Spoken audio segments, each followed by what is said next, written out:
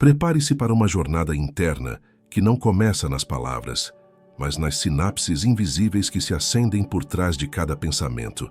Este é o espaço onde a ciência encontra a alma, onde a neurociência se curva diante da emoção, não para negá-la, mas para explicá-la. Neste primeiro bloco, vamos atravessar juntos a ponte entre cérebro e comportamento, descendo as raízes invisíveis que determinam quem somos quando amamos, tememos, reagimos ou nos calamos.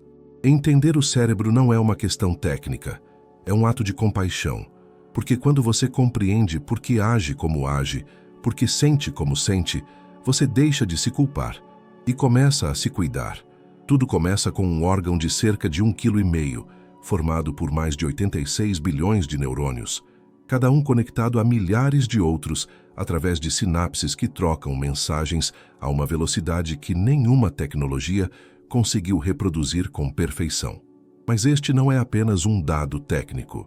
É a prova viva de que você é uma rede pulsante, viva e plástica. Um sistema que não apenas reage ao mundo, mas se transforma a partir dele.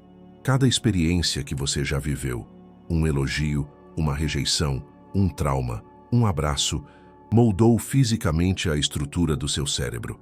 Isso significa que memórias não são só lembranças, são trilhas neuronais. E cada vez que você revive uma dor ou reforça um pensamento, você repassa esse caminho como quem pisa no mesmo chão até formar uma estrada. Por isso, repetir padrões não é apenas uma questão de escolha, é também biologia. Entender isso muda tudo, porque quando você percebe que seus comportamentos automáticos, como fugir de conversas difíceis, ceder ao medo, evitar o afeto ou explodir de raiva, não surgem do nada, mas são frutos de estruturas neurais reforçadas por anos, você começa a enxergar com clareza que a cura não é um botão, é um caminho, um processo de reaprendizado profundo que exige tempo, paciência e segurança. Muitas pessoas vivem presas em ciclos de culpa porque não conseguem mudar de uma vez, mas o cérebro não funciona assim. Ele é como um campo onde novos caminhos precisam ser traçados com insistência, presença e repetição. Por exemplo, quando você enfrenta uma situação que dispara sua ansiedade, como uma crítica, uma espera, um confronto, seu cérebro ativa o sistema de alarme liderado pela amígdala, uma pequena estrutura envolvida na detecção de ameaças. A amígdala não analisa, ela reage. Ela dispara cortisol, acelera o coração, tensiona os músculos e gera aquele estado de alerta. Só depois, com mais tempo, o córtex pré-frontal entra em cena para interpretar a situação racionalmente. Mas se seu cérebro foi condicionado por experiências passadas de dor, abandono ou violência, essa interpretação racional pode nunca acontecer, porque o sistema límbico já decidiu. É perigoso. Fuja, ataque, se esconda, silencie. É por isso que muitas vezes você sente que está fora de controle, porque de fato, uma parte do seu cérebro está tentando protegê-lo, mesmo que isso signifique repetir comportamentos que hoje lhe causam dor. Essa é a contradição do comportamento humano. Buscamos evitar sofrimento, mas acabamos criando armaduras emocionais que nos mantêm aprisionados. E aí entra a psicoterapia. Porque quando você fala sobre si mesmo em um espaço seguro, sem julgamentos, com alguém que te escuta de verdade, você começa a ativar regiões cerebrais ligadas à autorregulação, à compaixão e ao reprocessamento emocional. Isso não é poesia, é neurociência. A cura é literal. A escuta acolhedora modifica o cérebro. A partir deste ponto, tudo muda. Você começa a entender que não é fraco por sentir demais, nem errado por reagir de forma intensa. Seu cérebro está contando uma história. Uma história que começou antes de você ter palavras. Talvez tenha começado ainda na infância, com pais emocionalmente indisponíveis, com traumas silenciosos, com ausências que não deixaram marcas no corpo, mas sim nos circuitos cerebrais. Talvez tenha sido moldado por uma cultura que exige força constante, que silencia o choro, que envergonha a vulnerabilidade. Mas agora, você está aqui, e isso importa, porque o simples fato de buscar compreensão já começa a criar novas conexões. Você está se reprogramando ao escutar, portanto não tenha pressa. Não se exige a perfeição. O cérebro precisa de repetição para aprender, mas também precisa de pausas para integrar. E o mais importante, precisa de afeto para florescer. Não é coincidência que as regiões ativadas durante o amor, o toque e a empatia sejam as mesmas que regulam o medo, a dor e o estresse. O afeto cura. O afeto reconstrói. O afeto é o ambiente mais fértil para o cérebro humano. E você pode oferecer isso a si mesmo, hoje. Você não é o seu sintoma. Não é sua ansiedade, seu medo, sua impulsividade ou sua apatia. Você é o sistema inteiro. E dentro de você há circuitos que ainda não foram ativados, potenciais que ainda não foram acessados, versões de si mesmo que ainda estão em silêncio, mas vivas. E esse silêncio é o convite. Você aceita ouvi-lo? Imagine que, no centro do seu cérebro, bem protegido pelas camadas evolutivas mais antigas da sua mente, existe uma espécie de sentinela primitiva. Ela não pensa, não pondera, não espera explicações lógicas. Sua função é uma só: manter você vivo a qualquer custo. Esse núcleo instintivo, conhecido como sistema límbico, é o epicentro das suas emoções mais intensas e automáticas. É nele que a amígdala cerebral detecta perigos, reais ou imaginários, com uma velocidade inacreditável, mais rápida do que o tempo que você leva para compreender o que está acontecendo.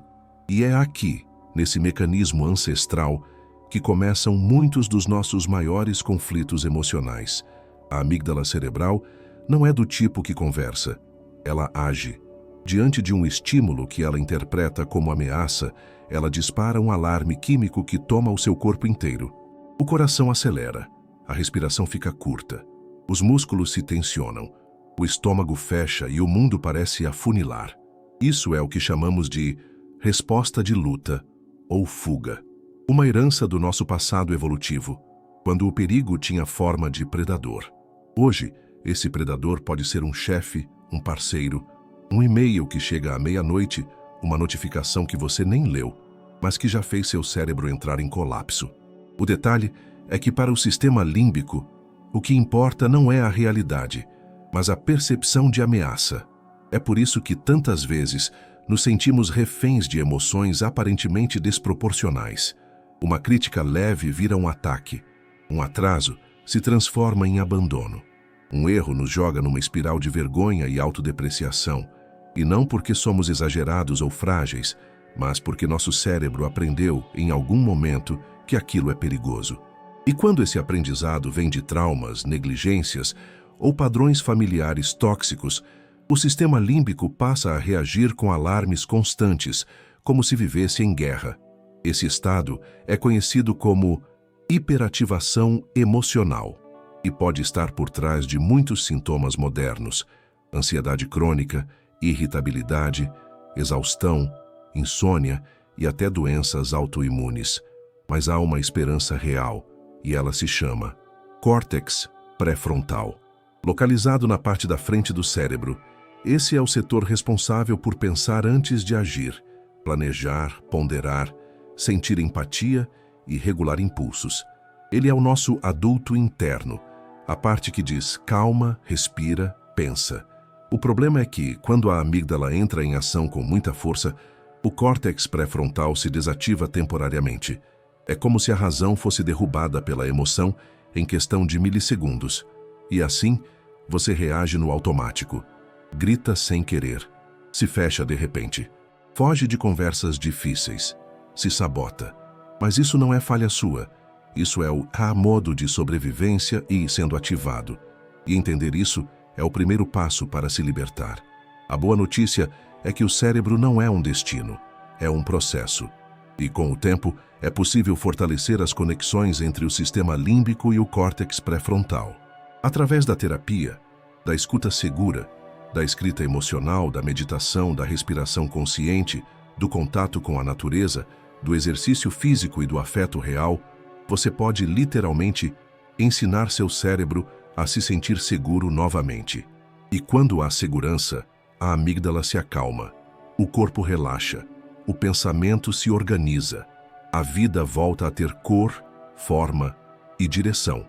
É por isso que muitas vezes, Antes de mudar um comportamento, é preciso reacalmar o sistema nervoso. Após, você não vai conseguir ter uma conversa difícil se seu cérebro estiver em alarme.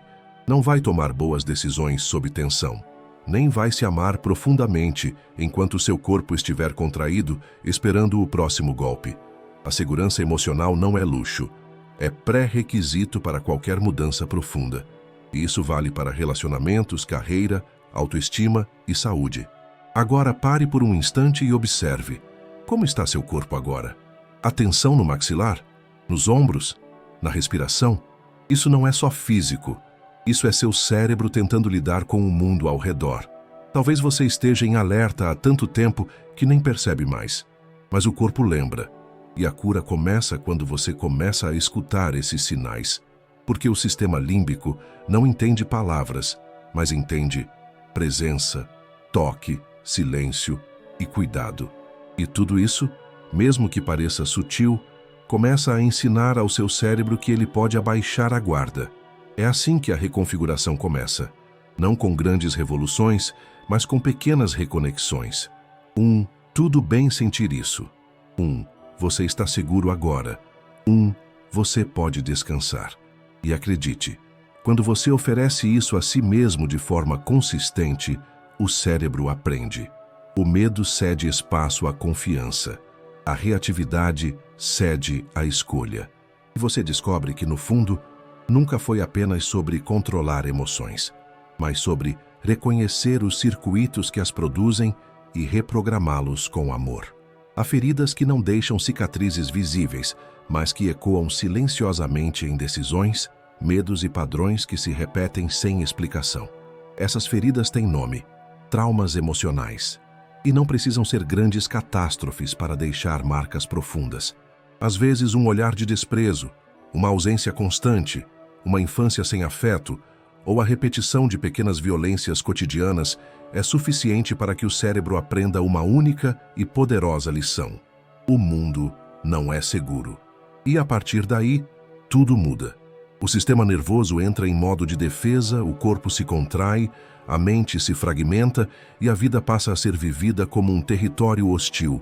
Mas o que poucos sabem, e o que a neurociência já provou, é que o cérebro pode se curar.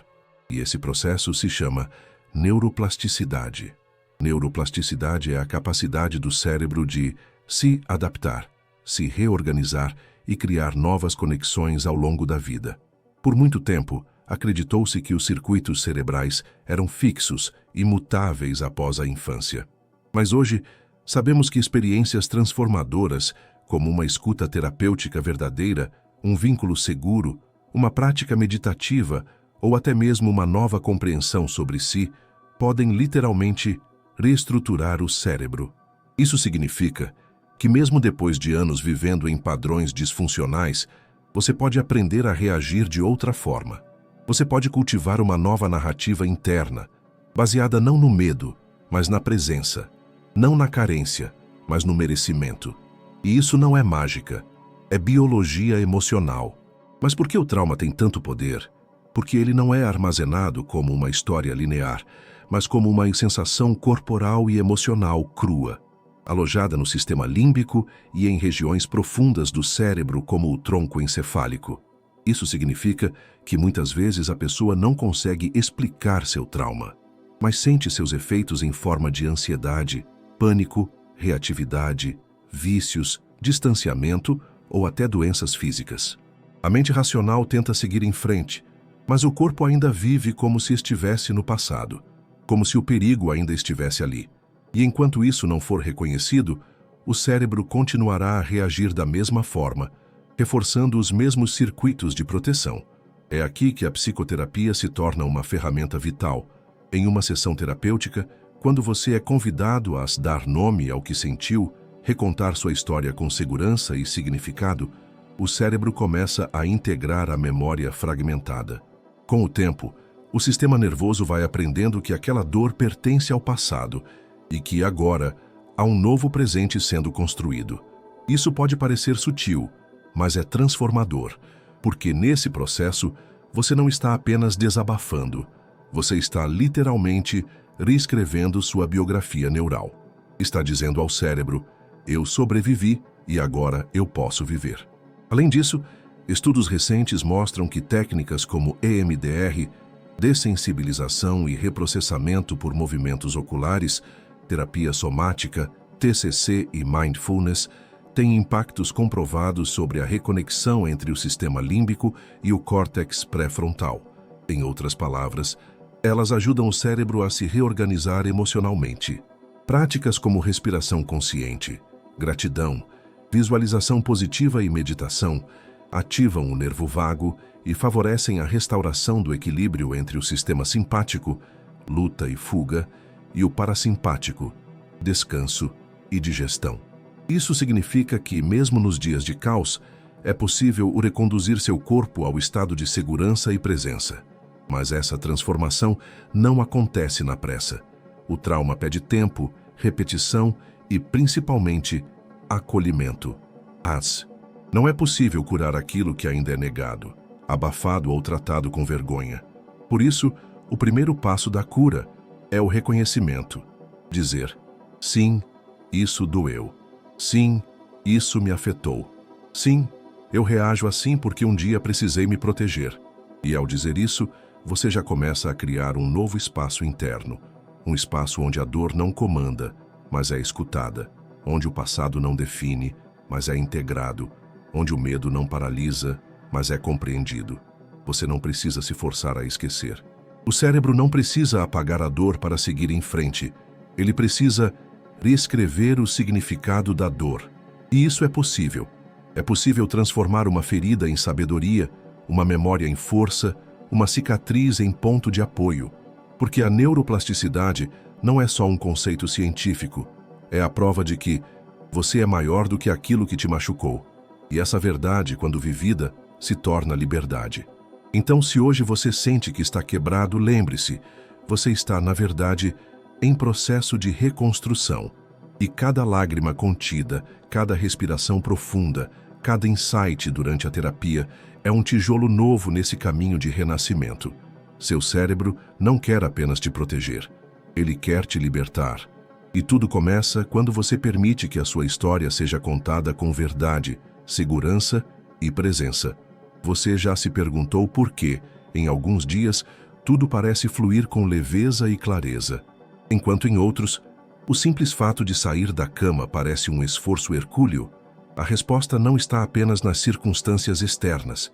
Ela está, muitas vezes, nos mensageiros invisíveis que circulam dentro do seu cérebro, os neurotransmissores.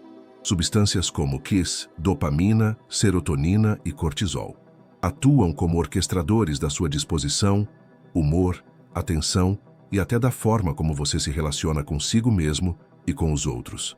Entender como esses elementos funcionam é dar um passo gigantesco em direção ao autoconhecimento e, sobretudo, à autocompaixão. Comecemos pela dopamina, a molécula da motivação e da recompensa. Sempre que você antecipa algo prazeroso, um elogio, uma conquista, um carinho, uma boa notícia, seu cérebro libera dopamina. É ela que impulsiona você a agir, a criar metas, a buscar realizações. No entanto, o sistema dopaminérgico é extremamente sensível à repetição e à intensidade. Em um mundo digital como o nosso, onde curtidas, notificações, compras rápidas e estímulos constantes estão a um clique de distância, o cérebro começa a se viciar em picos curtos de prazer e, com isso, perde a sensibilidade aos estímulos simples e naturais da vida. Você sente que nada mais empolga, que o prazer se torna escasso e a motivação desaparece, mesmo sem um motivo aparente. Isso se chama anedonia e está profundamente ligado ao esgotamento dos circuitos de dopamina. Ao lado da dopamina, temos a serotonina, um neurotransmissor que atua como estabilizador do humor, regulando sono, apetite, digestão e sensação de bem-estar. Níveis baixos de serotonina estão ligados à depressão, irritabilidade, insônia e angústia constante. Mas diferente da dopamina, que responde ao desejo e à conquista, a serotonina responde à sensação de segurança e pertencimento. Ela aumenta com a exposição ao sol, o toque físico, a gratidão, a conexão afetiva e a alimentação saudável. Por isso, a cura emocional não é apenas uma questão de pensamentos positivos, mas de ações concretas que alimentam o cérebro de dentro para fora. Uma caminhada ao ar livre, um abraço sincero, uma conversa significativa. Tudo isso é terapia biológica. Mas há um outro ator, muitas vezes negligenciado, que governa silenciosamente seus estados de alerta e exaustão: o cortisol. Conhecido como o hormônio do estresse, o cortisol é essencial para sua sobrevivência. Ele te ajuda a reagir em momentos de emergência, aumentando a atenção e a energia. Porém, quando sua liberação se torna crônica, devido a preocupações constantes, sobrecarga emocional, conflitos ou hiperconectividade, o efeito é devastador. O excesso de cortisol corrói áreas do cérebro ligadas à memória, prejudica o sono, desequilibra o sistema imunológico e bloqueia a produção de serotonina. É por isso que o estresse contínuo pode levar à depressão, ansiedade e até doenças físicas. O mais preocupante é que a maioria das pessoas está hoje em estado constante de ativação de cortisol, mesmo sem perceber. Acordam já verificando mensagens, passam o dia reagindo a estímulos externos, acumulam tarefas sem pausas e à noite tentam descansar com a mente em hiperatividade. Esse ciclo esgota o sistema nervoso. O corpo vive como se estivesse o tempo todo se preparando para uma ameaça que nunca chega e que, por isso mesmo, nunca vai embora. A terapia entra aqui como um resgate, um convite para interromper esse fluxo automático, reconectar-se com o corpo, nomear as emoções e permitir que o sistema nervoso encontre aos poucos um novo ritmo. E há mais.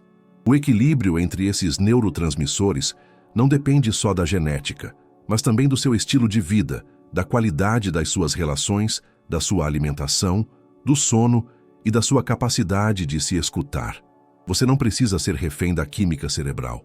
Pelo contrário, ao compreender como ela funciona, você ganha autonomia para fazer escolhas mais conscientes.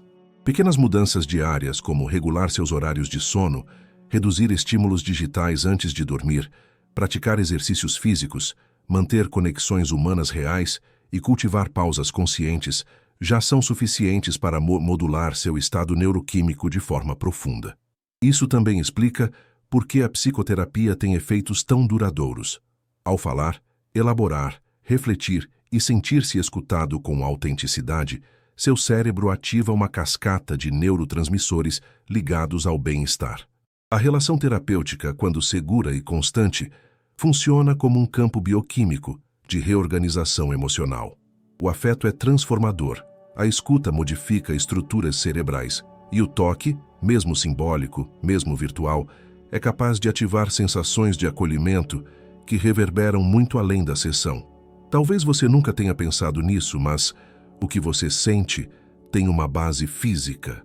Tristeza, ansiedade, raiva, apatia, todas têm assinaturas químicas. E ao compreender isso, você deixa de se punir por não dar conta e começa a se tratar como alguém que está passando por um desequilíbrio legítimo. Não é fraqueza, não é preguiça, é o seu cérebro pedindo socorro. E a boa notícia é, o cérebro escuta e responde. Com repetição, intenção e cuidado, ele começa a reequilibrar seus sistemas. A neurociência confirma o que o coração já sabia. O afeto, a presença e a escuta curam, de dentro para fora, de célula em célula, de pensamento em pensamento. Você já prometeu a si mesmo que mudaria? Que nunca mais cairia no mesmo padrão? Que seria diferente, mais calmo, mais firme, mais saudável, mais amoroso? E dias depois, se viu repetindo tudo de novo? Esse ciclo, tão comum quanto doloroso, não é um reflexo da sua fraqueza. É o resultado da arquitetura do hábito no cérebro humano. Porque mudar não é só uma decisão racional, é uma disputa neural. Uma batalha entre circuitos antigos, reforçados pela repetição, e novas conexões que ainda não têm força suficiente para se manter de pé. E essa batalha, silenciosa e diária, acontece dentro de você, toda vez que tenta fazer diferente. O cérebro adora atalhos. Ele é um sistema feito para economizar energia. Por isso, quando você repete um comportamento muitas vezes, mesmo que ele te faça mal, o cérebro cria um loop automático. Esse ciclo de hábito é formado por 3 etapas: gatilho, rotina e recompensa. O gatilho é o que inicia o comportamento, como o estresse, a carência ou o medo. A rotina é o que você faz em resposta, como comer, fugir, gritar, se isolar. E a recompensa é a sensação imediata de alívio, controle ou prazer. Com o tempo, esse ciclo se fortalece como uma trilha neuronal e qualquer tentativa de interrompê-lo parece um esforço contra a correnteza. É por isso que força de vontade raramente é suficiente. Ela exige muita energia do córtex pré-frontal, a área racional do cérebro, mas essa região se esgota rapidamente diante de emoções fortes, cansaço ou sobrecarga. Quando isso acontece, o cérebro volta para os velhos padrões, como quem escolhe instintivamente o caminho já conhecido. E então vem a culpa, a frustração e a falsa ideia de que você não tem jeito. Mas a neurociência diz o contrário. Todo hábito pode ser reprogramado, desde que a nova trilha receba repetição, consistência e, principalmente, acolhimento.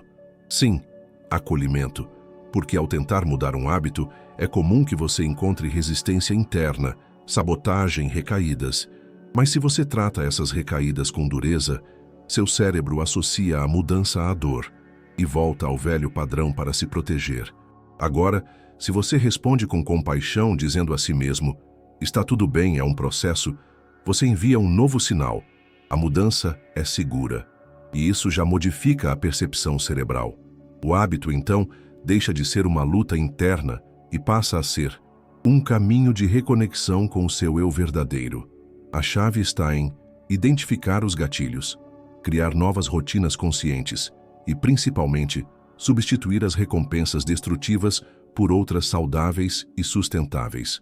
Um exemplo simples: se o gatilho for a ansiedade e a rotina for comer compulsivamente, a proposta não é apenas cortar o alimento, mas oferecer outra resposta que acalme o corpo e a mente, como uma caminhada, uma música relaxante ou uma conversa acolhedora. Ao repetir esse novo circuito, mesmo que seja difícil no começo, o cérebro vai aprendendo. Os neurônios vão se reorganizando. A repetição vira trilha, e a trilha, com o tempo, vira estrada. Há também um componente emocional importante nos hábitos: a identidade. Muitas vezes você não muda porque, no fundo, ainda se identifica com o padrão antigo. Eu sou ansioso, eu sou explosivo, eu sou desorganizado. Essas frases reforçam o circuito antigo e criam um teto invisível sobre quem você pode ser. Mas e se você começasse a dizer: eu estou aprendendo a ser mais calmo, eu estou treinando minha presença, eu estou desenvolvendo clareza? A linguagem molda o cérebro. A forma como você se define cria o tom da sua transformação. E quanto mais gentil você for consigo mesmo, mais segurança o cérebro sente para mudar. É por isso que a terapia é tão poderosa no processo de mudança de hábito, porque ela oferece um espaço seguro de repetição consciente, onde o novo pode nascer sem julgamento, sem pressa, sem cobrança, onde você pode falhar, tentar de novo, elaborar o porquê do padrão e reencontrar sentido para seguir em frente. A mudança verdadeira não acontece no grito. Ela acontece no silêncio, no espaço entre o impulso e a resposta, na escolha sutil que você faz, um segundo antes de repetir o automático, e esse espaço, quando nutrido, se expande. Então, da próxima vez que sentir que está fracassando por repetir um hábito antigo, lembre-se, isso não é fracasso. É o cérebro mostrando onde a dor ainda mora, onde a trilha antiga ainda é mais forte. E isso não é o fim. Isso é o início. Porque agora você tem consciência. E a consciência é o primeiro tijolo da mudança duradoura. Vivemos em uma era em que o silêncio se tornou um luxo e a pausa, um desafio quase insuportável. O cérebro humano, moldado ao longo de milênios para detectar perigos na selva e processar estímulos naturais, agora se vê imerso em uma selva digital de notificações, sons, luzes, vídeos curtos, feeds infinitos, alertas vermelhos e promessas de dopamina a cada deslizar de dedo. É o tempo do cérebro hipersolicitado, o tempo do cansaço invisível, o tempo em que estamos sempre ligados, mas quase nunca presentes. E o custo disso é profundo, embora nem sempre visível de imediato. Exaustão mental, ansiedade difusa, dificuldade de concentração, insônia, irritabilidade e perda da capacidade de sentir prazer. O que estamos vivendo é um experimento neurocomportamental em escala global. Nunca, em toda a história da humanidade, uma geração foi exposta a tantos estímulos simultâneos, por tanto tempo, desde tão cedo. Telas que piscam, vídeos que nunca param, imagens que se renovam mais rápido do que o cérebro consegue processar. Não é à toa que o tempo médio de atenção das pessoas caiu drasticamente. Não é à toa que nos sentimos constantemente cansados, mesmo sem fazer nada demais. O que cansa não é só o que fazemos, é a quantidade de decisões, microestímulos e comparações que o cérebro é forçado a processar, minuto a minuto. Para o sistema nervoso, essa avalanche de estímulos equivale a um estado de alerta contínuo. A cada notificação, o cérebro libera dopamina em pequenas doses. A cada novidade, um pequeno pico de prazer. Mas com o tempo, o circuito de recompensa vai se desgastando. Aquilo que antes empolgava passa a não ter mais graça. A mente exige mais estímulo para sentir o mesmo efeito. Isso gera um ciclo vicioso de hiperconexão e vazio. Quanto mais consumimos, menos satisfação sentimos. E quanto menos satisfação sentimos, mais procuramos estímulos. Até que a vida começa a parecer insossa e o silêncio assustador. Além disso, há o fator da comparação constante.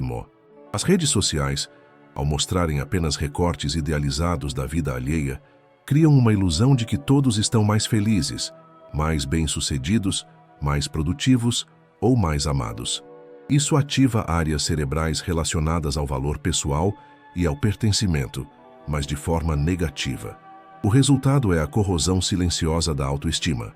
E isso não acontece porque somos fracos, mas porque o cérebro humano desde sempre foi programado para buscar aceitação social como uma forma de sobrevivência. O problema é que agora, essa busca acontece num ambiente artificial, onde ninguém mostra a dor, a dúvida ou o fracasso. A exposição contínua a telas também altera o funcionamento do ritmo circadiano, o relógio biológico que regula sono, apetite, humor e regeneração celular. A luz azul das telas inibe a produção de melatonina, prejudicando o sono profundo. E sem sono de qualidade, o cérebro perde sua capacidade de consolidar memórias, regular emoções e manter o equilíbrio neuroquímico. Ou seja, o simples hábito de usar o celular antes de dormir pode estar sabotando sua saúde mental de formas que você nem imagina. É por isso que tantos acordam já cansados, já angustiados, já ansiosos, não porque o dia será difícil, mas porque o corpo não conseguiu se restaurar à noite. Mas não se trata de demonizar a tecnologia. Ela é ferramenta, é ponte, é possibilidade. O que está em jogo é como nos relacionamos com ela. E essa relação pode e deve ser curada. Começa com consciência, com a percepção de que seu tempo, sua atenção e sua paz mental são recursos preciosos. E que você pode, sim, estabelecer limites saudáveis, horários de uso, pausas digitais, dias de desintoxicação, rituais de reconexão. Pode transformar o celular de inimigo silencioso em aliado consciente. Pode fazer com que a tecnologia sirva à sua saúde, e não o contrário. Na terapia, muitos pacientes relatam uma sensação constante de estar perdendo tempo, como se houvesse uma urgência invisível para produzir, responder, acompanhar, não ficar para trás. Essa urgência tem um nome: sobrecarga cognitiva. O cérebro está tão acostumado a ser estimulado que quando finalmente há silêncio, ele entra em abstinência. Isso é real, mas também é reversível. Com práticas consistentes de presença, com o retorno ao corpo, com a redescoberta da leitura profunda, da conversa lenta, do tédio criativo, tudo aquilo que desacelera, cura, tudo aquilo que exige atenção plena, reorganiza. Por isso, Se você sente que está cada vez mais distraído, ansioso, sobrecarregado, saiba, não é você, é o ambiente que está te moldando. E o primeiro passo para sair disso não é se culpar, mas se proteger. Criar ilhas de silêncio no seu dia. Escolher não responder tudo imediatamente. Respirar antes de clicar. Ouvir o corpo antes de abrir o app. O cérebro não foi feito para esse ritmo, mas ele é adaptável e você pode conduzir essa adaptação de forma consciente. Você não precisa fugir da tecnologia. Precisa apenas reaprender a estar com ela sem se perder de si. E esse reaprendizado é possível. Ele começa no momento em que você escolhe fechar os olhos, silenciar o barulho ao redor e perguntar: o que agora de fato me faz bem? Imagine que cada sessão de terapia é como sentar diante de um espelho invisível, um espelho que não reflete a aparência, mas os padrões, os medos, as crenças e os traumas que moldam a sua forma de existir. Agora, imagine que cada palavra dita, cada silêncio compartilhado, cada lágrima contida ou liberada durante esse encontro não desaparece quando a sessão termina. Pelo contrário, elas modificam fisicamente o seu cérebro. Isso não é uma metáfora, é neurociência. A psicoterapia é comprovadamente um processo de reconfiguração neural, onde novas conexões são criadas, antigas feridas são reorganizadas e padrões de sofrimento crônico são pouco a pouco desprogramados com base na segurança, no vínculo e na elaboração consciente. O que torna a terapia tão poderosa não é apenas a conversa, é a qualidade da presença que existe nesse diálogo. Em um mundo acelerado, reativo e superficial, o ambiente terapêutico oferece um espaço raro, onde alguém escuta você com atenção total, sem te interromper, sem te corrigir, sem te julgar. E quando você é verdadeiramente escutado, o seu cérebro começa a ativar regiões do córtex pré-frontal, responsáveis pela autorreflexão, empatia e tomada de perspectiva. Ao mesmo tempo, áreas do sistema límbico, como a amígdala e o hipocampo, começam a reinterpretar memórias antigas, aliviando a carga emocional associada a eventos traumáticos. É como se, ao ser ouvido com respeito, você aprendesse a ouvir a si mesmo com mais compaixão. Esse efeito vai além da fala. Estudos em neuroimagem já mostraram que, durante a psicoterapia, há mudanças visíveis na estrutura cerebral. Pacientes com depressão, por exemplo, apresentam aumento da atividade em áreas ligadas ao prazer e à motivação após algumas semanas de terapia. Indivíduos com transtorno de ansiedade mostram redução da hiperatividade na amígdala, o que significa menos reatividade emocional diante de gatilhos. Pessoas com histórico de traumas complexos, quando acolhidas em vínculo terapêutico profundo e constante, conseguem resgatar partes de si que estavam congeladas em estados de defesa, reaproximando-se de uma sensação de integração e controle interno. E o mais impressionante é que esses efeitos não são momentâneos. Eles se acumulam ao longo do tempo, como gotas que escavam a pedra. Cada sessão é uma gota, um novo caminho neuronal, uma nova possibilidade de resposta. Quando você começa a nomear suas emoções, a identificar os pensamentos automáticos, a entender de onde vêm certos impulsos, você está literalmente reescrevendo a forma como seu cérebro interpreta o mundo. A terapia é um treino de percepção, um ritual de reorganização, um ensaio de novas formas de ser, até que essas formas deixem de ser esforço e passem a ser natureza. E há mais. O vínculo com o terapeuta atua como um modelo relacional corretivo. Para muitas pessoas, a infância foi marcada por vínculos instáveis, abusivos, ausentes ou disfuncionais. A figura do terapeuta, então, passa a representar uma nova referência. Alguém que está presente sem invadir, que escuta sem anular, que se importa sem cobrar, que acolhe sem consertar.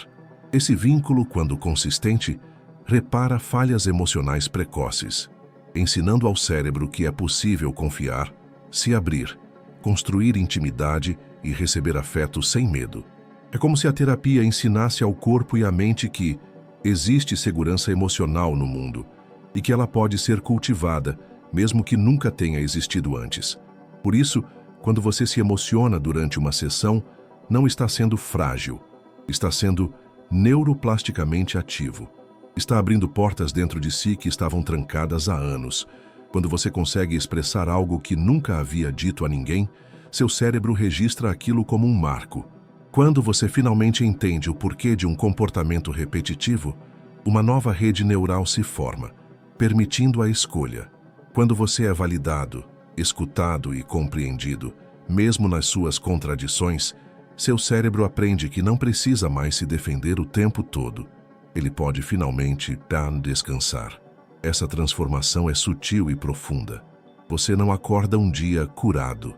Você percebe aos poucos que está reagindo diferente.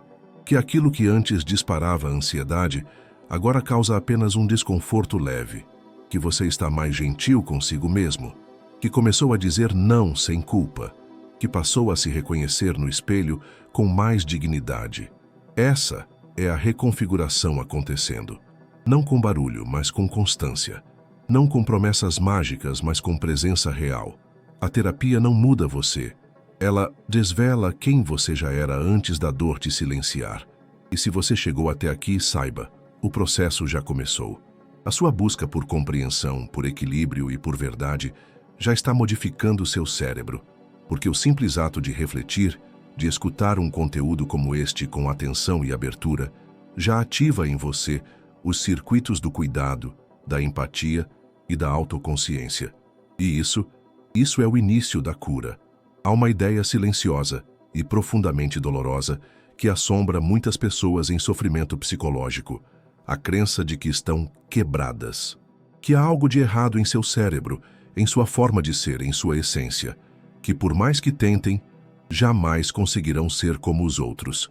Essa crença, embora pareça surgir da dor, é alimentada por estigmas, diagnósticos mal explicados, experiências traumáticas e repetidas falhas na tentativa de mudar.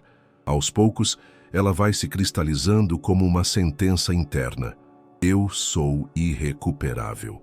Mas a verdade, comprovada pela neurociência moderna, é outra e profundamente libertadora. Não existe cérebro danificado de forma irreversível. Existe cérebro em processo e todo processo pode ser reescrito. A ideia de um cérebro condenado a repetir padrões de sofrimento desconsidera um dos princípios mais revolucionários da biologia atual, a neuroplasticidade. O cérebro humano é capaz de se modificar fisicamente em resposta a experiências, emoções, aprendizados e vínculos afetivos. Isso significa que até mesmo pessoas que sofreram traumas severos, que desenvolveram transtornos graves ou que viveram por décadas sob o peso da dor emocional, ainda carregam dentro de si a capacidade de mudança. O que falta, muitas vezes, não é capacidade, é ambiente seguro, apoio constante e tempo para que essa transformação aconteça. Na prática clínica, vemos pessoas que chegam à terapia exaustas, céticas, com um histórico de recaídas, diagnósticos mal explicados ou medicamentos que não surtiram o efeito desejado. Elas acreditam que o problema está nelas, como se seu cérebro fosse defeituoso.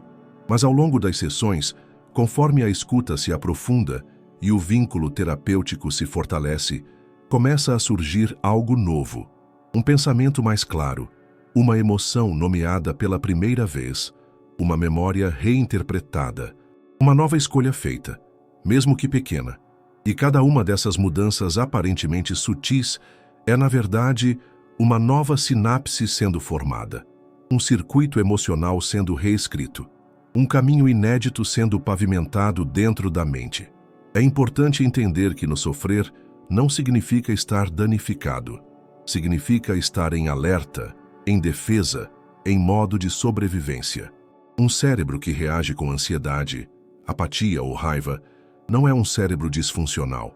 É um cérebro que aprendeu a se proteger de um mundo que, em algum momento, foi percebido como perigoso. Mas o que foi aprendido pode ser desaprendido, e o que foi reforçado pode ser substituído, com paciência, consistência e cuidado.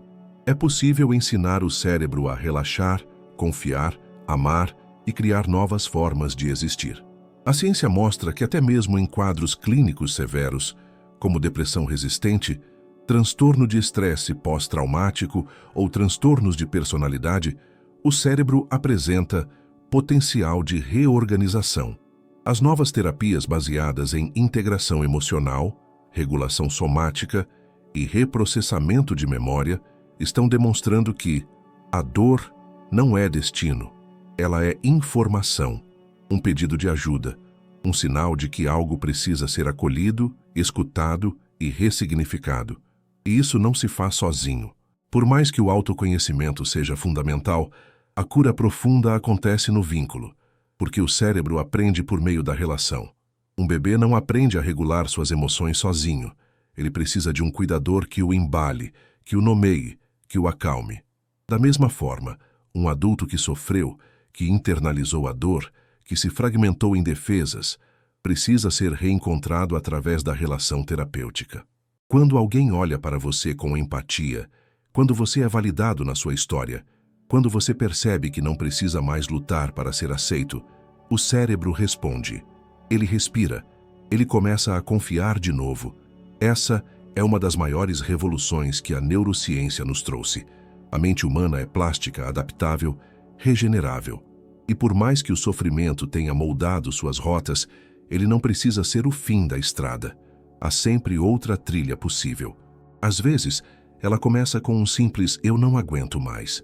Outras vezes com um "e se eu tentar de novo?". O que importa é a escolha de continuar, mesmo sem certezas, mesmo com medo, mesmo aos pedaços. Você não está quebrado, você está em reconstrução. E a reconstrução é um ato de coragem, não de fraqueza. Exige enfrentar dores antigas, rever histórias, soltar pesos, reprogramar reações. Mas a cada passo, por menor que pareça, seu cérebro está respondendo. Está aprendendo uma nova forma de existir. E esse aprendizado, quando sustentado pela compaixão e pela constância, se transforma em liberdade. Imagine estar diante de uma tela, num ambiente familiar, talvez com fones de ouvido e um chá ao lado, e sentir, com surpresa, que está sendo escutado de verdade, sem precisar sair de casa, sem enfrentar o trânsito, sem enfrentar o constrangimento de uma sala de espera. Apenas você, sua história e alguém do outro lado da tela que está ali, inteiro, presente, disponível. Essa é a nova realidade da terapia online, um formato que muitos desacreditavam no início, mas que hoje vem se consolidando como uma das maiores revoluções do cuidado emocional no século XXI. E não por ser mais simples ou mais moderno, mas porque está quebrando barreiras históricas de acesso, tempo, espaço e preconceito. Durante muito tempo, acreditou-se que a terapia só funcionaria ao vivo, com o corpo presente, no mesmo ambiente físico. Essa crença fazia sentido quando não tínhamos as tecnologias atuais de comunicação. No entanto, a neurociência e a psicologia contemporânea mostram que o que cura não é o local, mas o vínculo. E esse vínculo, essa conexão emocional profunda entre terapeuta e paciente, pode ser perfeitamente estabelecido mesmo através de uma tela. A escuta empática, a validação emocional, o espaço seguro de fala, tudo isso continua existindo no ambiente digital. E mais, para muitas pessoas, o conforto de estar em casa aumenta ainda mais a sensação de segurança e abertura emocional. A eficácia da terapia online já é respaldada por dezenas de estudos clínicos que demonstram resultados comparáveis e, em alguns casos, até superiores à terapia presencial, principalmente em quadros de ansiedade, depressão leve a moderada, fobias, estresse e dificuldade de regulação emocional. Isso acontece porque o ambiente online proporciona maior acessibilidade, continuidade e liberdade. Não é necessário se deslocar, reorganizar a agenda com tanto esforço, nem se preocupar com questões logísticas. A sessão pode acontecer no seu tempo, no seu espaço, no seu ritmo, e essa liberdade também é terapêutica. Mas a verdadeira revolução da terapia online não está apenas na praticidade, está na inclusão. Pessoas que antes nunca tiveram acesso à psicoterapia, seja por viverem em cidades pequenas, por limitações físicas, por não se sentirem à vontade para sair de casa ou por vergonha de buscar ajuda, agora podem, com um clique, encontrar apoio psicológico real, seguro e constante. A tecnologia está democratizando o cuidado emocional. Está colocando nas mãos de cada indivíduo a chance de se escutar, de se compreender, de se curar. E isso muda tudo. Porque quando o cuidado chega a quem mais precisa, o sofrimento deixa de ser invisível. Além disso, a terapia online permite um novo tipo de vínculo, mais direto, mais contínuo, mais adaptado à realidade do paciente moderno. Em muitos casos, há um maior compromisso com o processo terapêutico, justamente porque ele se encaixa melhor na rotina.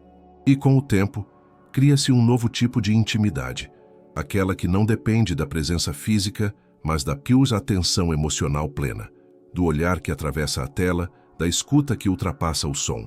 A qualidade da relação terapêutica continua sendo o principal fator de mudança, e ela permanece viva, potente e transformadora no ambiente virtual. Mas como todo avanço, a terapia online também exige responsabilidade. O sigilo, a ética e a preparação profissional continuam sendo pilares fundamentais. Por isso, é importante escolher terapeutas devidamente credenciados, com experiência nesse formato e sensibilidade para lidar com as sutilezas da comunicação digital. A qualidade do ambiente, luz, som, privacidade, também influencia a experiência emocional. Mas esses ajustes, quando feitos com cuidado, não reduzem a profundidade da sessão. Ao contrário, podem até ampliá-la. Muitas pessoas que começaram a terapia online durante a pandemia, por exemplo, relatam que foi ali, naquele momento de crise global, que encontraram pela primeira vez um espaço para si mesmas. E continuam até hoje, porque descobriram que a tela não é um obstáculo, é uma ponte.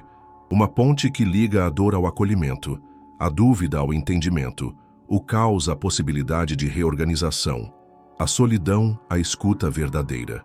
Portanto, se você já esteve em dúvida sobre a terapia online, se já achou que ela não é a mesma coisa, ou se pensou que talvez não funcionasse para você, permita-se reconsiderar, porque talvez o que esteja faltando não seja presença física, mas presença emocional.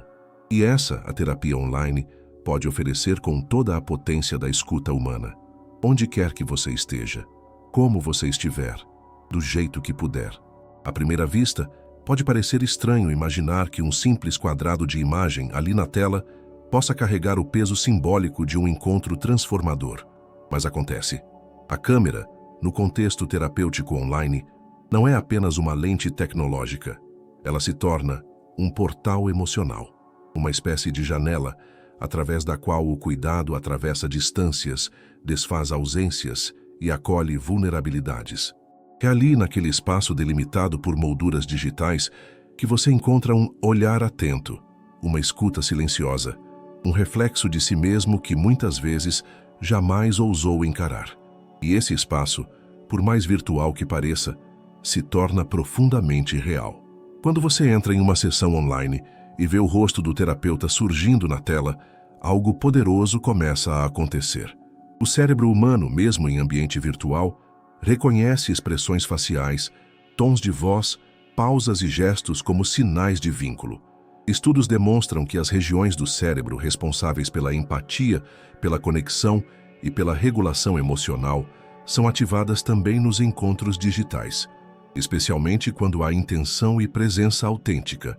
Em outras palavras, o vínculo terapêutico atravessa a tela, porque o que conecta duas pessoas não é o toque físico, mas a qualidade da presença emocional entre elas.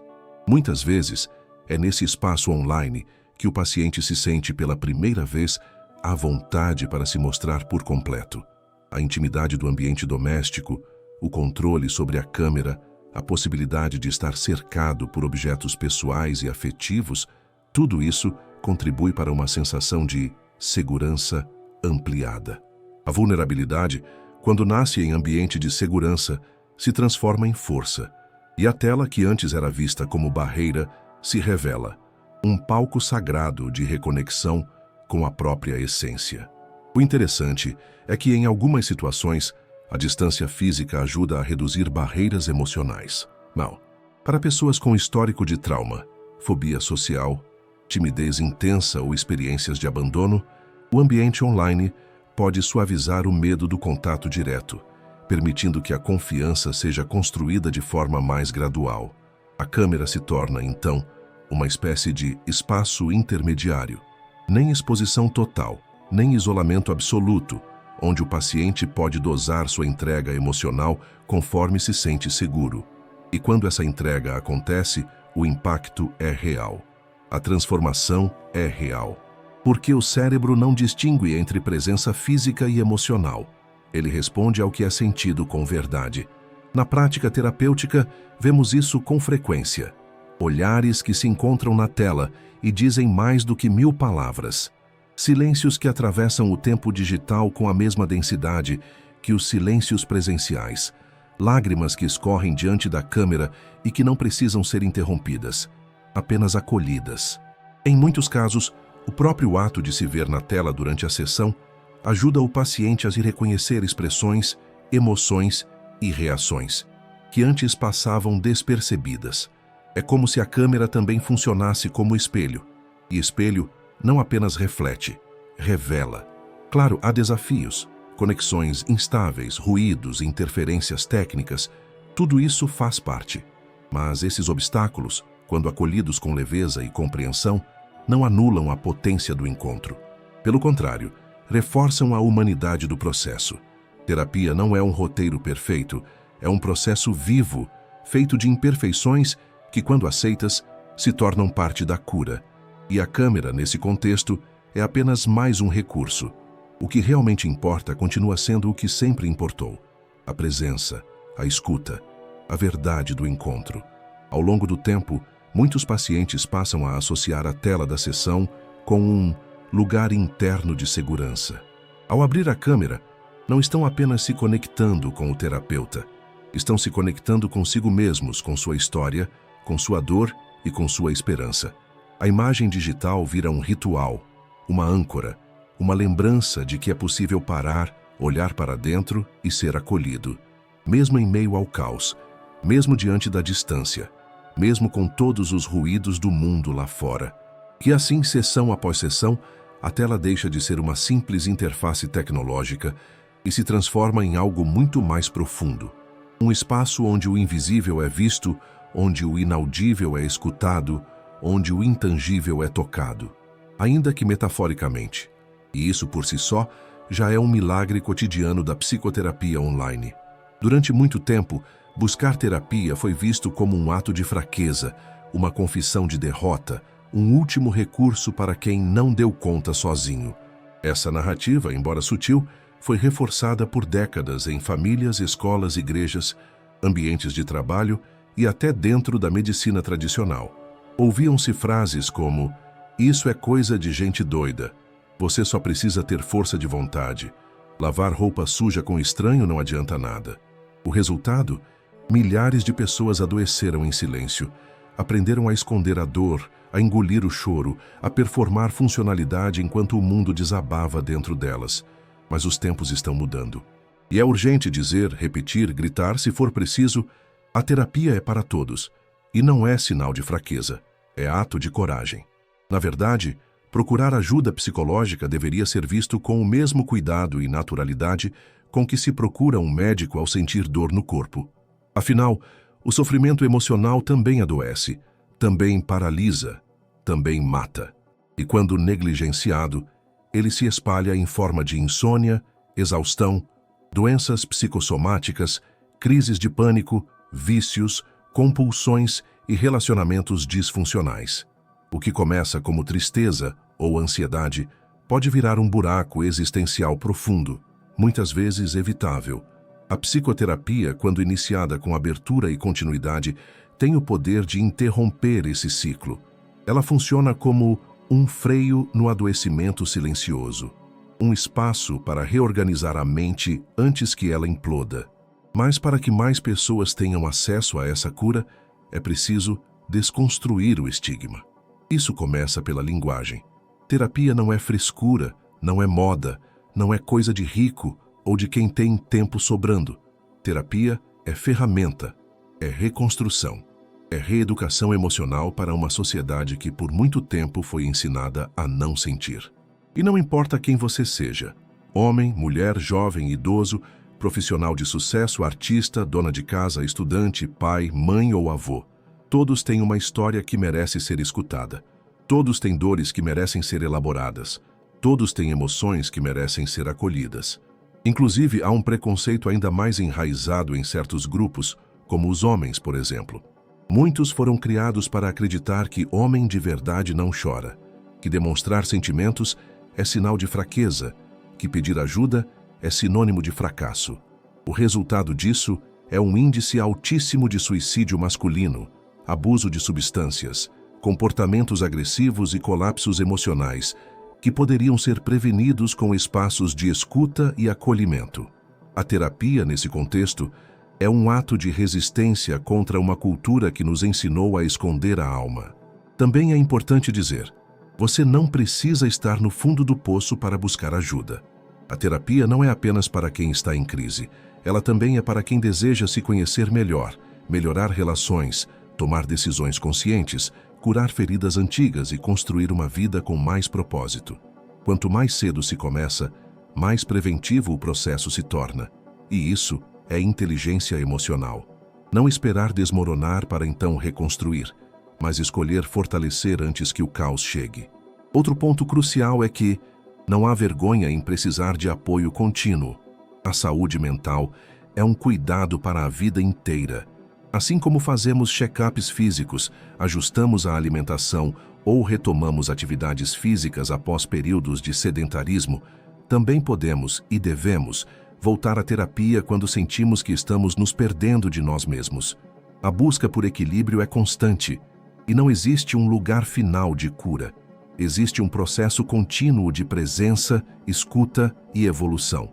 Ao escolher fazer terapia, você está dando ao seu cérebro, à sua história e ao seu corpo uma mensagem poderosa. Eu mereço cuidado. Essa escolha, muitas vezes feita em silêncio, é um dos atos mais revolucionários e amorosos que alguém pode praticar consigo mesmo. É como romper um ciclo geracional de dor não dita. É como abrir uma clareira na floresta densa da vida para respirar com verdade. E quando você escolhe esse caminho, não está apenas se curando, está curando todos ao seu redor. Porque uma mente em paz se torna um campo fértil de gentileza, presença e transformação.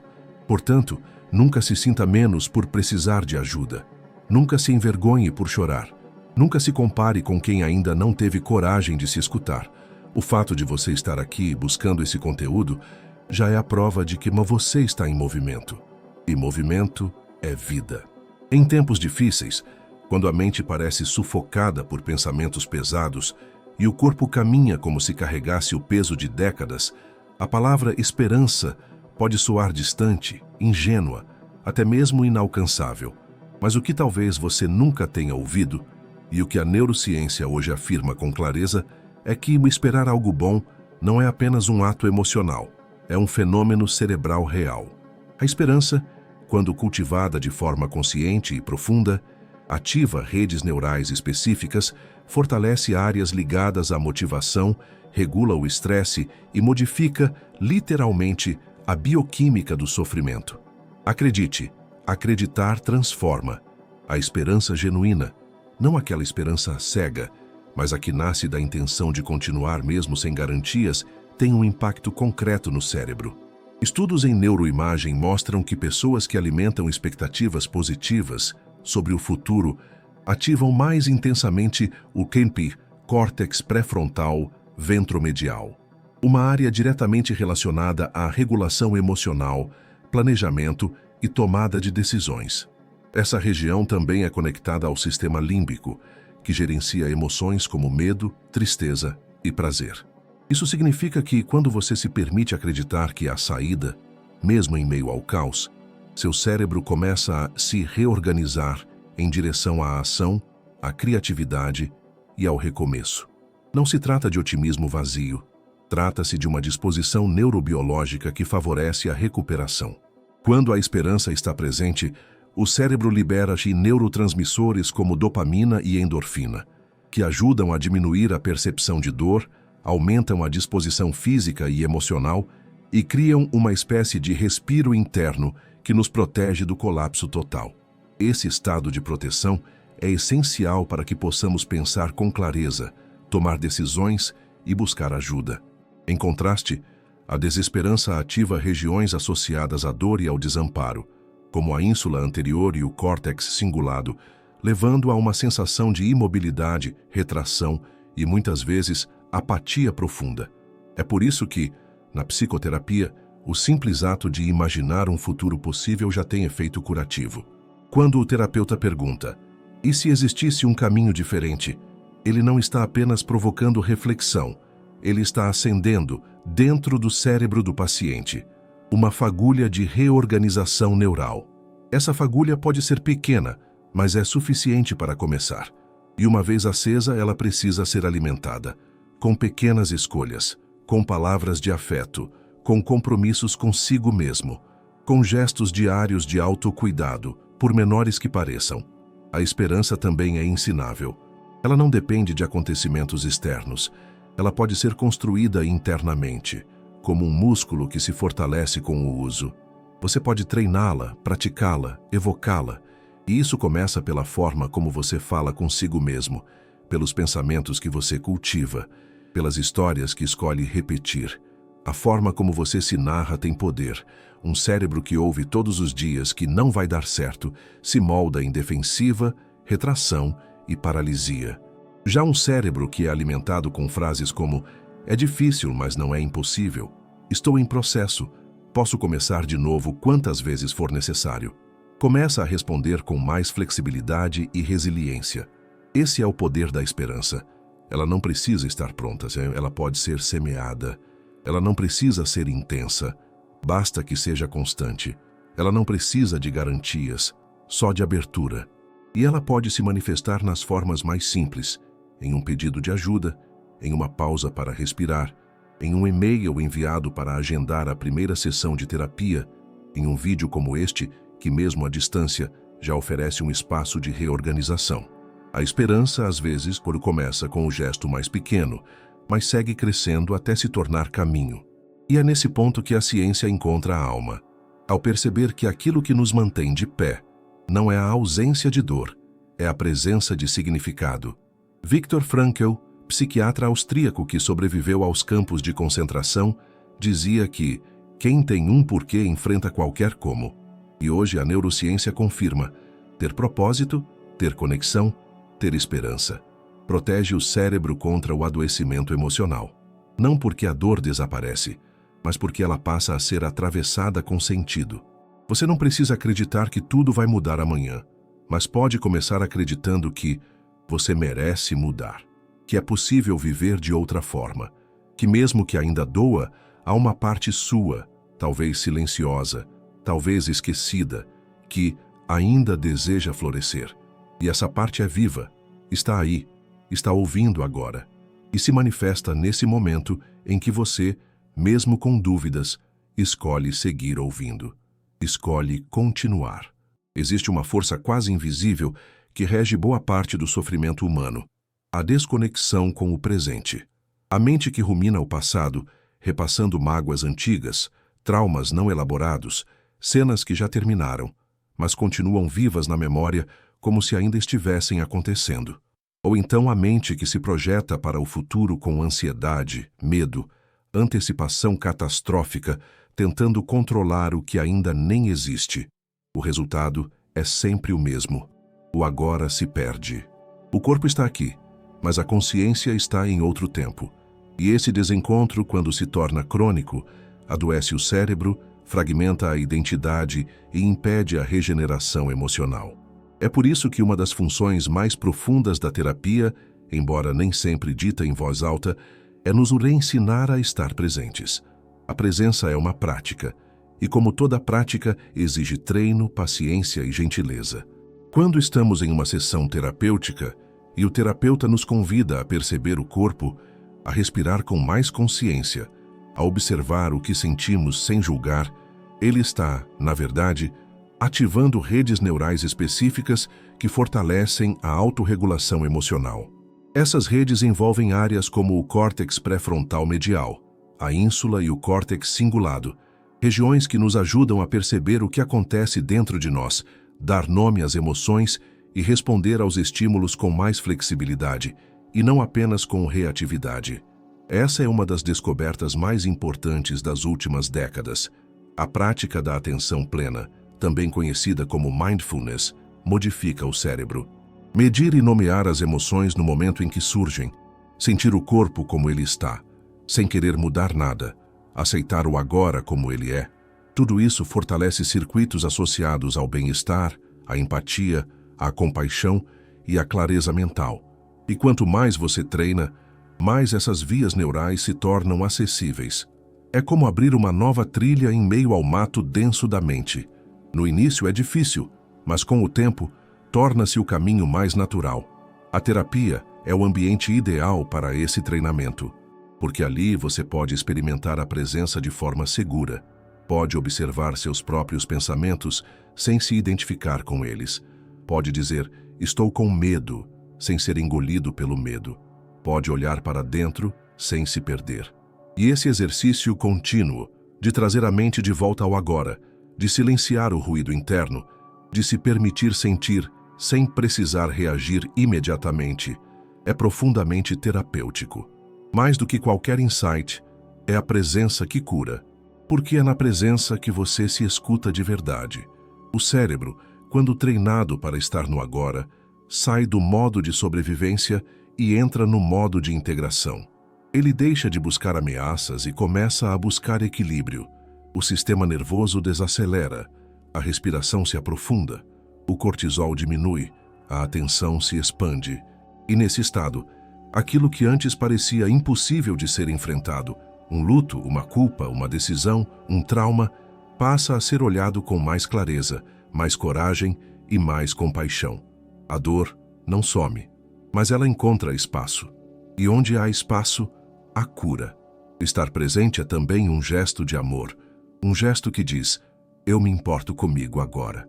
Não só com o que fui, não só com o que quero ser, mas com o que eu sou, aqui, respirando, existindo, tentando. Porque o momento presente é o único lugar onde a mudança pode acontecer. O passado já foi, o futuro ainda não chegou, mas o agora, esse agora, é território fértil para recomeçar. É nesse instante que você pode escolher respirar mais devagar, pode relaxar os ombros, pode fechar os olhos e sentir o corpo, pode dizer a si mesmo, eu estou aqui, e isso basta. E mesmo que a mente queira fugir, e ela vai querer, você pode trazê-la de volta, quantas vezes for preciso. A presença não exige perfeição, ela exige repetição. E cada vez que você volta, está ensinando ao seu cérebro que estar consigo mesmo é seguro, que sentir é possível, que viver de verdade é mais do que sobreviver, é se encontrar dentro do momento. A terapia, nesse sentido, é um ensaio semanal de presença. E quanto mais você pratica dentro da sessão, mais essa presença se espalha para os outros campos da vida, nas relações, nas escolhas, nas pausas, nos silêncios. E aos poucos, você percebe que está menos no piloto automático, menos reativo, mais inteiro e mais perto de si. Nunca antes a saúde mental esteve tão em evidência. Nunca antes se falou tanto, se publicou tanto, se buscou tanto. E ainda assim, nunca antes o sofrimento psíquico foi tão coletivo, tão silencioso e tão difícil de tratar com profundidade. Em meio a essa contradição, surgiu uma nova paisagem de cuidado. As clínicas digitais, os aplicativos terapêuticos, as plataformas automatizadas e os atendimentos por inteligência artificial. O que há pouco tempo parecia impensável, hoje é o que há de mais acessível, mais imediato e, para muitos, a única porta aberta para o acolhimento psicológico. Mas como interpretar esse novo cenário? Estamos banalizando a terapia ou estamos, enfim, democratizando o acesso ao cuidado emocional? Para compreender esse fenômeno, é preciso reconhecer uma verdade incômoda. A psicoterapia tradicional nunca foi acessível para todos. Por décadas, o cuidado psicológico esteve restrito a quem tinha tempo, dinheiro, estrutura e, muitas vezes, um certo capital cultural.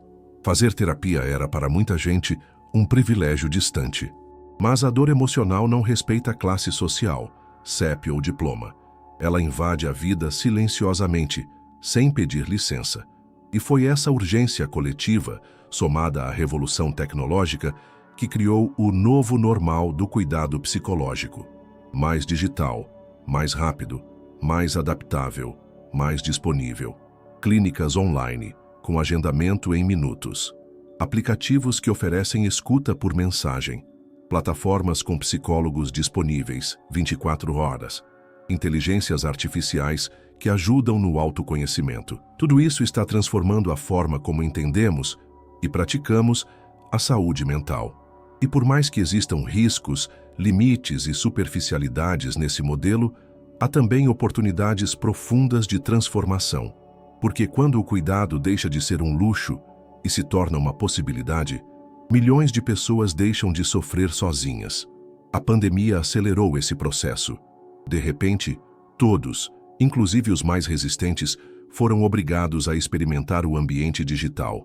E o que se viu foi surpreendente. A relação terapêutica continuava viva, mesmo em janelas pequenas. As sessões continuavam profundas, as emoções legítimas, as transformações reais.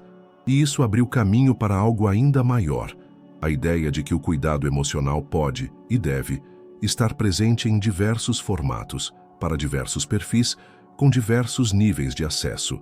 Isso é inclusão. Isso é saúde pública emocional.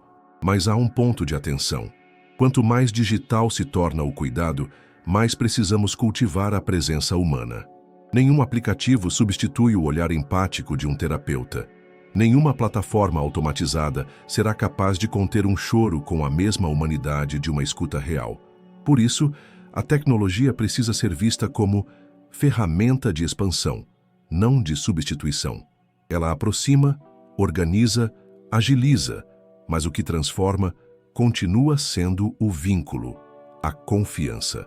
A construção de um espaço onde você possa ser, sentir e se escutar com verdade. E dentro desse novo ecossistema, também surgem novos perfis de terapeutas. Profissionais que compreendem as demandas da vida moderna, que falam a linguagem dos jovens, que não temem a tecnologia, mas a utilizam com ética e sensibilidade, que acolhem com empatia tanto a urgência quanto o silêncio, que sabem que o cuidado emocional precisa ser profundo, mas também precisa ser possível. E ser possível hoje, muitas vezes significa caber na agenda, no bolso e na realidade de quem busca ajuda. A democratização do cuidado psicológico passa por reconhecer que nem todo mundo pode, quer ou precisa de sessões longas, semanais e presenciais. Há quem precise apenas de um espaço seguro para um desabafo pontual. Há quem se beneficie de trilhas de autoconhecimento guiadas por aplicativos. Há quem, depois de uma conversa com um chatbot, tenha forças para buscar um terapeuta humano. Há quem faça as duas coisas, e tudo isso pode coexistir, desde que o foco continue sendo o mesmo: cuidar da saúde mental com responsabilidade, humanidade e profundidade. O novo normal da psicoterapia não é uma ameaça, é uma oportunidade. Uma chance de reinventar a forma como nos escutamos, como acolhemos a dor alheia e como construímos redes de apoio reais, ainda que digitais. Porque no fim das contas, o que todos nós procuramos é simples e imenso. Um lugar onde possamos ser quem somos, sem medo, sem vergonha, sem precisar fingir força o tempo todo. E se esse lugar estiver na palma da mão, que seja bem-vindo. Você já parou para pensar em como o simples fato de ser olhado com ternura pode transformar o seu dia? Como um abraço pode silenciar um turbilhão de pensamentos? Como uma conversa verdadeira pode reorganizar aquilo que parecia perdido dentro de você? A ciência agora confirma o que a alma sempre soube. Nós não nascemos para a solidão emocional. O cérebro humano é, por natureza, relacional. Ele se desenvolve em conexão, amadurece em vínculo e adoece na ausência de afeto. Somos redes de carne e memória, moldadas por outras redes, de toque, de palavra, de presença. E quando essas redes falham ou se rompem, a dor que sentimos é mais do que simbólica. É física, química, neurológica. Do ponto de vista da neurociência, cada relação significativa que você estabelece, seja com amigos, familiares, parceiros, terapeutas ou até com um animal de estimação, ativa sistemas complexos no seu cérebro. O contato humano saudável estimula a liberação de oxitocina, o chamado hormônio do vínculo, responsável por gerar sensações de confiança, calma e segurança. Junto com ela, a redução dos níveis de cortisol, hormônio do estresse, e ativação do sistema parasimpático, aquele que induz o corpo ao repouso, à digestão e à reparação. Em outras palavras, estar com o outro de forma afetuosa, literalmente, cura. Mas essa capacidade de conexão não surge do nada. Ela é aprendida e muitas vezes também é ferida. Pessoas que cresceram em ambientes frios, negligentes, violentos ou imprevisíveis desenvolvem cérebros que vivem em estado de alerta, como se qualquer aproximação emocional fosse uma ameaça. Isso não significa que essas pessoas sejam incapazes de amar ou confiar.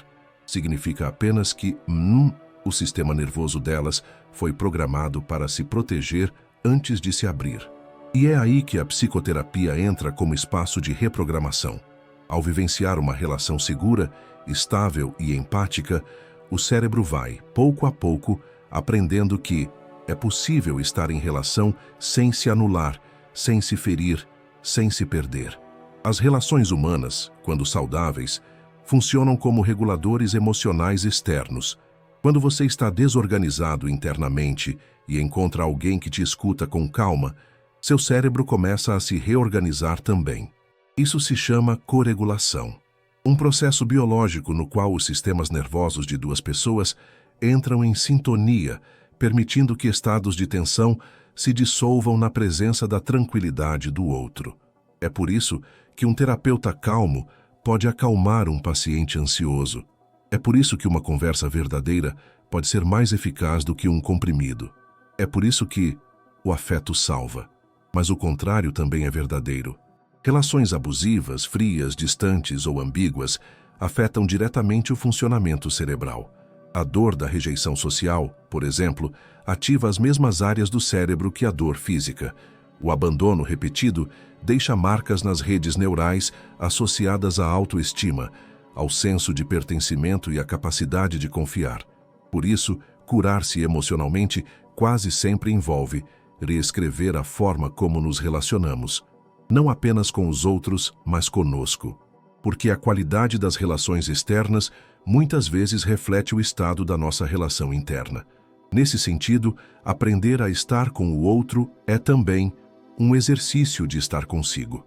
Quando você se permite ser visto, ouvido e acolhido sem máscaras, está dizendo ao seu cérebro: eu posso existir como sou. Quando você oferece isso ao outro, está dizendo: você pode ser, e eu estarei aqui. E é assim que criamos redes afetivas reais. Redes que sustentam, que escutam, que não tentam consertar, mas permanecem. E essa permanência, em tempos de vínculos líquidos e distrações constantes, é um ato profundamente terapêutico. Por isso, não subestime o poder das suas relações. Nem ache que precisa curar tudo sozinho. Somos seres sociais. Somos feitos para estar com. E ao se permitir amar e ser amado de forma verdadeira, você está ativando circuitos cerebrais que promovem cura, resiliência e sentido. Está dizendo ao seu corpo: não estamos mais sozinhos. E o corpo escuta. O cérebro responde. A alma floresce. É comum pensarmos que grandes mudanças emocionais exigem grandes ações, mas a neurociência mostra com clareza cada vez maior que o cérebro humano responde com mais força à repetição do que à intensidade. Ou seja, não é aquilo que você faz uma vez com muita emoção que molda sua mente, é aquilo que você faz todos os dias, com presença, constância e intenção. E nesse sentido, as rotinas de autoacolhimento e regulação emocional se tornam ferramentas poderosas para restaurar o equilíbrio interno, reduzir o sofrimento psicológico e reconfigurar circuitos cerebrais associados à dor, ao medo e ao caos interno. Quando falamos em autoacolhimento, estamos nos referindo à prática de olhar para si mesmo com bondade, respeito e escuta real. É essa habilidade de reconhecer o que se sente sem se julgar, de oferecer a si o que ofereceria a um amigo querido. Uma pausa, um abraço simbólico, um espaço de não exigência. Para o cérebro, isso tem impacto imediato. Práticas de autocompaixão ativam áreas ligadas ao sistema de recompensa e ao relaxamento emocional, além de desativarem os centros cerebrais associados à autocrítica, como o córtex pré-frontal, dorso medial. Isso significa que ser gentil consigo mesmo não é só bonito, é biologicamente necessário para a cura. Mas como isso se traduz em rotina, começa de forma simples. Acordar e reservar 2 minutos para escutar seu corpo antes de sair correndo. Fazer perguntas como: como estou me sentindo hoje? Ou o que meu corpo precisa agora? Esse pequeno gesto ativa a conexão corpo-mente e inicia o dia com presença. Durante o dia, inserir pausas conscientes, ainda que breves, é uma forma de interromper o fluxo automático e oferecer ao sistema nervoso a chance de recalibrar. Respirar profundamente 3 vezes entre uma tarefa e outra, alongar os ombros, piscar os olhos lentamente, tomar água com atenção plena. Tudo isso, repetido diariamente, ensina o cérebro a sair do modo de alerta constante. Outra rotina poderosa é a da rotulação emocional. Dar nome ao que se sente reduz a intensidade da emoção e aumenta a clareza interna. Em vez de dizer apenas estou mal, praticar dizer estou frustrado, estou cansado, estou com medo. Essa nomeação ativa o córtex pré-frontal e ajuda a integrar a experiência emocional de forma mais saudável. E junto a isso, praticar o que chamamos de autodiálogo regulador. Frases curtas e verdadeiras ditas para si mesmo, como isso vai passar, estou fazendo o meu melhor, tenho direito de descansar. Com o tempo, essas frases se tornam trilhas neurais que sustentam o eu emocional em momentos difíceis. Também é possível utilizar âncoras sensoriais, objetos, sons, cheiros ou imagens que remetem à calma, à segurança ou ao pertencimento. Um perfume suave, uma canção tranquila, uma luz baixa, um mantra repetido. O cérebro se acostuma com essas associações e, quando exposto a elas, naturalmente tende à regulação. Isso é especialmente útil em momentos de crise, quando o caos interno parece tomar conta. Ter essas âncoras preparadas é como construir refúgios internos que podem ser acessados em qualquer lugar, a qualquer momento. E quando falamos em regular o sistema nervoso, o corpo precisa ser incluído. O cérebro não se regula apenas com pensamento. Ele se regula com movimento. Caminhar, dançar, respirar profundamente, se alongar ou até mesmo deitar no chão e sentir o apoio da gravidade são formas de sinalizar ao cérebro que estamos seguros agora. O sistema nervoso responde ao toque, ao ritmo, ao balanço, e é possível transformar o corpo em um aliado, não em um campo de batalha. Esse tipo de regulação é especialmente eficaz para quem sofreu traumas ou vive em constante estado de alerta. Essas práticas, repetidas dia após dia, criam as novas rotas de segurança interna. E o mais bonito é que elas não dependem de grandes condições externas. Elas podem acontecer em qualquer lugar, mesmo nos dias difíceis. Elas dizem ao seu cérebro: eu estou aqui por você. E essa frase, quando transformada em hábito, muda tudo, porque um cérebro que se sente seguro para de lutar e começa a florescer. Você não precisa esperar a vida acalmar para se cuidar. O cuidado pode ser o próprio caminho de volta ao equilíbrio. Pequenos gestos, pequenos rituais, pequenos respiros. Eles são como sementes, e ao serem plantadas com constância, transformam a mente, o corpo e a forma de existir no mundo. Você já ouviu a frase, a mudança vem de dentro para fora? Ela é mais do que um clichê motivacional. É uma descrição precisa de como funciona a transformação emocional profunda à luz da neurociência. A verdadeira revolução pessoal não acontece apenas nas ideias nem nas intenções.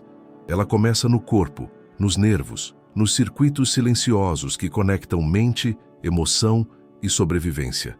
E o ponto de partida dessa revolução é o mesmo para todos: o nosso sistema nervoso autônomo, o maestro invisível que regula nosso estado interno e define se estamos prontos para amar, pensar e crescer, ou se precisamos fugir, atacar ou nos calar. O sistema nervoso é dividido em dois grandes ramos: o bulbar simpático, responsável pela resposta de luta ou fuga, e o parasimpático, responsável pelo descanso, digestão e regeneração. Durante o estresse crônico, traumas ou padrões emocionais repetitivos de dor, o sistema simpático assume o controle. O corpo entra em alerta, a mente acelera, os músculos se contraem e a realidade é filtrada como ameaça. Muitas pessoas vivem anos, ou a vida inteira, nesse estado, sem perceber. É como se estivessem presas em um corpo em guerra, e o cérebro, nessa configuração, não aprende, não ama, não cria, apenas sobrevive. A transformação, portanto, começa quando o sistema nervoso se sente seguro, e isso não acontece com argumentos racionais, mas com experiências corporais afetivas e consistentes de cuidado. A terapia, nesse contexto, é muito mais do que conversa. Ela é um espaço de reeducação nervosa. Cada vez que você é escutado com empatia, validado em sua dor, convidado a respirar mais profundamente, acolhido mesmo em seus silêncios, seu sistema nervoso recebe uma nova informação. Agora não é mais como antes. Agora é seguro. E o cérebro, como uma criança que sente que pode descansar nos braços de alguém confiável, começa a relaxar, a se abrir, a se reorganizar. Essa reorganização é lenta, mas real. O nervo vago, principal condutor do sistema parasimpático, começa a ser ativado com mais frequência. Os batimentos cardíacos desaceleram. O cortisol diminui. O sistema imunológico se fortalece. As emoções ficam mais acessíveis, mas menos esmagadoras. E você percebe que consegue tomar decisões com mais clareza, ouvir críticas com menos defensividade, lidar com frustrações com mais estabilidade. Não porque a vida mudou, mas porque seu estado interno mudou. Isso é transformação neuronal. Isso é evolução emocional. E o mais poderoso dessa revolução é que ela é cumulativa. Cada pequeno ato de autorregulação, uma respiração consciente, um ritual de autocuidado, um não dito com firmeza, um choro acolhido sem vergonha, é um voto a favor de um novo funcionamento interno. O cérebro aprende por repetição, e o sistema nervoso, ao se sentir seguro repetidamente, começa a reescrever os gatilhos, os impulsos e os mapas emocionais que antes pareciam imutáveis. O trauma vai perdendo espaço. O medo vai perdendo voz. O corpo volta a ser lar, e não campo de batalha. Isso não quer dizer que a dor desaparece, mas quer dizer que ela não domina mais. Ela é sentida, sim, mas agora pode ser observada com presença. Ela dói, sim, mas já não paralisa, porque algo mudou profundamente. Você não é mais refém do seu sistema nervoso. Você aprendeu a conduzi-lo com respeito, com cuidado, com verdade. E essa autonomia é o verdadeiro poder. O poder de não mais reagir no automático. O poder de escolher a resposta. O poder de não ser mais a criança assustada dentro do corpo de um adulto, mas de ser o adulto que cuida da criança que um dia não teve apoio. Essa revolução é invisível aos olhos, mas transforma tudo ao redor. Porque um sistema nervoso regulado impacta todas as suas relações, decisões e percepções. Você começa a falar com mais ternura, a trabalhar com mais foco, a descansar com mais qualidade, a amar com mais presença, a viver com mais verdade. E tudo isso porque, em algum momento, você decidiu escutar o corpo, cuidar da mente, cultivar novos hábitos e voltar para casa dentro de si. Essa é a revolução interior. Não é mágica, não é instantânea, mas é real. E está acontecendo agora mesmo, enquanto você respira, enquanto reflete, enquanto se permite seguir. Seu sistema nervoso está ouvindo, e tudo em você está começando a mudar. Chegamos ao momento mais silencioso e talvez mais profundo desta jornada, o encerramento. E diferente do que muitos pensam, encerrar um processo terapêutico, seja uma sessão, um ciclo, uma fase da vida, não é um ponto final. É uma vírgula sagrada. É a pausa necessária para que o que foi vivido possa ser absorvido, digerido e incorporado. Porque transformação verdadeira não acontece no pico da emoção, mas no intervalo, no espaço entre o que foi e o que está por vir. É na pausa que o cérebro reintegra. É na pausa que o coração reconecta. É na pausa que a alma ressignifica. Neste instante, seu corpo carrega mais do que percebia no início desta sessão. Carrega palavras que tocaram suas memórias, ideias que iluminaram padrões escondidos, emoções que vieram à tona com a permissão que talvez nunca tivessem recebido antes. Carrega também a experiência de ter sido escutado, ainda que em silêncio, de ter se escutado, de ter sentido que não está sozinho no que sente. E isso, por si só, já é cura em movimento. Encerrar com presença é diferente de simplesmente terminar. Encerra-se com um gesto simbólico, com uma integração, com uma reverência ao que foi vivido. Por isso, convido você agora a recolher tudo o que foi despertado nesta sessão e transformá-lo em afirmações, sementes que, se cuidadas, florescerão com o tempo. E não é necessário acreditar em todas agora. Basta que você permita que elas sejam ditas, porque o cérebro escuta, o corpo guarda, e a alma, mesmo machucada, reconhece quando é tocada com verdade. Repita mentalmente, ou em voz baixa, as afirmações a seguir, não como fórmulas mágicas, mas como convites gentis para uma nova relação com você mesmo. Eu não sou o que aconteceu comigo. Eu sou quem escolhe o que fazer com o que aconteceu. Meu sistema nervoso pode aprender a confiar novamente. E eu posso ensinar isso a ele com afeto e presença. Eu posso me permitir sentir sem medo, porque sentir é estar vivo, e estar vivo é um direito meu.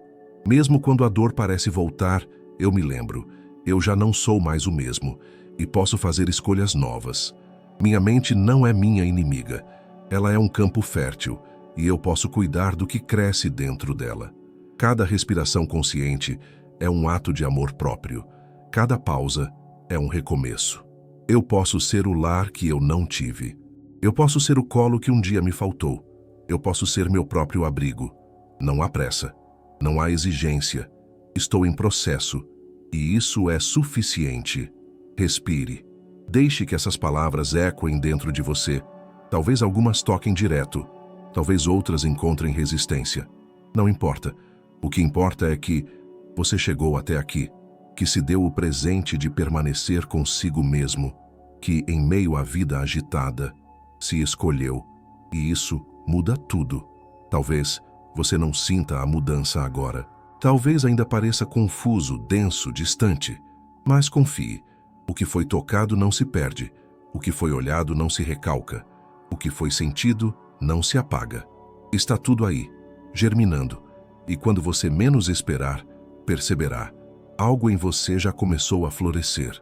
Você pode voltar a esta sessão sempre que precisar, pode refazê-la com novos olhos, pode interromper e continuar. O tempo da cura não é linear, é espiral, é vivo, é seu. E para encerrar, deixo uma última lembrança, não como promessa, mas como possibilidade. Você não precisa estar pronto, só precisa estar presente. O resto, a vida faz florescer.